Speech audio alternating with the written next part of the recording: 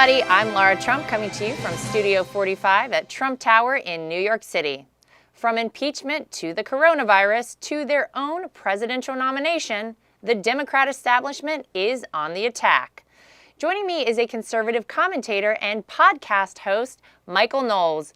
Michael, thanks so much for coming on the show. Laura, thank you for having me.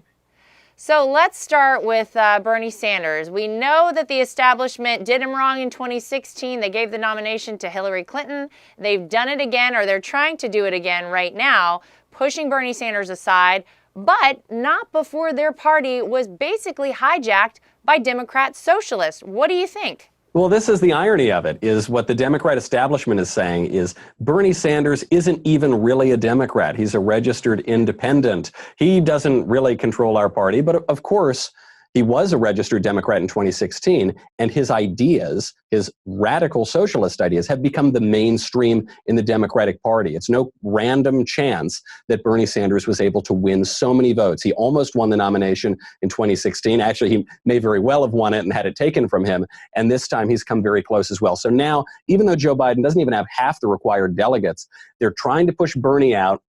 They're trying to say, no, there's no path for you to victory. I don't think Bernie's going to get out. I think that he knows that he is winning the ideological fight within the Democratic Party. I think he's going to stick in and make it very difficult for Joe Biden. And then I think there's a very practical concern, which is just that Joe Biden has no stamina whatsoever. He is slurring his words. He can't remember his boss's name. He can't remember his own name. He can't remember his creator's name in the Declaration of Independence. So I think what Bernie Sanders is also thinking is, gosh, this guy might not make it across the finish line, in which case, if Bernie has a lot of delegates, he'll try to swoop in and take the nomination back for himself. So I want to shift to President Trump now, because contrary to criticism from the left, this president has shown bold moral leadership while confronting the coronavirus, although, of course, they try to criticize him at every turn.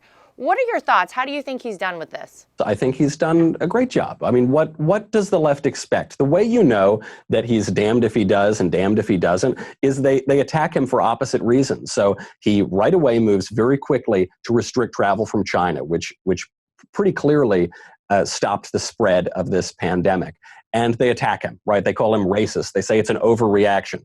Then he tries to calm the markets. He tries to keep some steady leadership. They attack him for not doing enough. They attack him for doing too much. You saw the classic, the Ron Burgundy of CNN, Jim Acosta, goes out and called President Trump a xenophobe because he referred to the Wuhan virus as the Wuhan virus.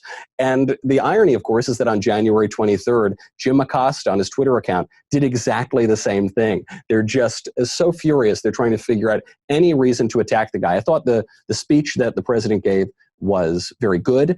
I think he's got very stable leadership during this time. He appointed his number 2 to run the political task force on coronavirus, obviously Vice President Mike Pence. There's not really much more you could ask of him. And I think it's really ugly in politics to use a pandemic like this, a public health crisis, to try to score cheap points against your opponent. I get it. People take cheap shots in politics. That seems low, though, even for the left. Yeah, it is low, and it's sad, but that's unfortunately how low they've gotten, and maybe it will get even worse from here. So during the impeachment hoax, you started hosting a popular podcast called Verdict with Ted Cruz. Tell us a little bit about that.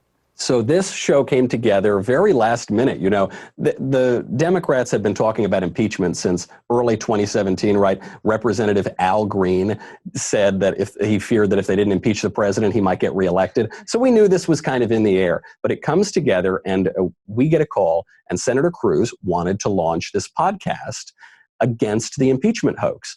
And so I immediately flew out to DC. And what was so wild about the podcast is that the hearings were going on all day long. So I'm sitting in my hotel room watching the hearings, trying not to fall asleep while Adam Schiff is droning on. And then I would go to the studio. Senator Cruz would come straight from the Capitol to the podcast studio in the middle of the night. We're talking about 1, 2 in the morning. Wow. And then we would record the podcast from there. He would give the behind the scenes, the inside baseball, not just what we saw on C-SPAN, but what was going on between the senators in the cloakroom, the arguments that people like Adam Schiff were trying to make, pretty weak arguments. And he would relay them to us and then just explain why it was all so bogus. And what's funny is nobody wanted to pay attention to impeachment itself. No one was tuning in. The Democrats just couldn't get any traction with it. And yet our show, Senator Cruz's show and mine, Verdict, jumped up to #1 on the charts. And I think it's because people were interested in this. They're interested in their government. They just didn't want the hack talking points that you get on left-wing cable news. They want to go a little bit deeper. And I think they realized early on, and certainly by the end, that the whole thing was a sham. Yeah, well, we know that's for sure. And the great news is that the president was acquitted by the Senate. So, and we did epic fundraising thanks to Nancy calling for impeachment. So thanks again, Nancy Pelosi, for that. Michael, you really are a breath of fresh air, out in California fighting for our country, the president every day. I want to say thank you for everything that you do. And we really appreciate you coming on the show. Thanks for joining us. Well, thank you so much, Laura. It's really nice to be here. As the Democrat establishment rises up once again, Donald Trump is the only thing that stands between them and the American people. That's the real news for today. If you'd like to get involved with Team Trump, go to donaldjtrump.com or text Trump to 88022 to join our winning team. I'm Laura Trump from Studio 45 at Trump Tower in New York City. Thanks for joining us, everybody.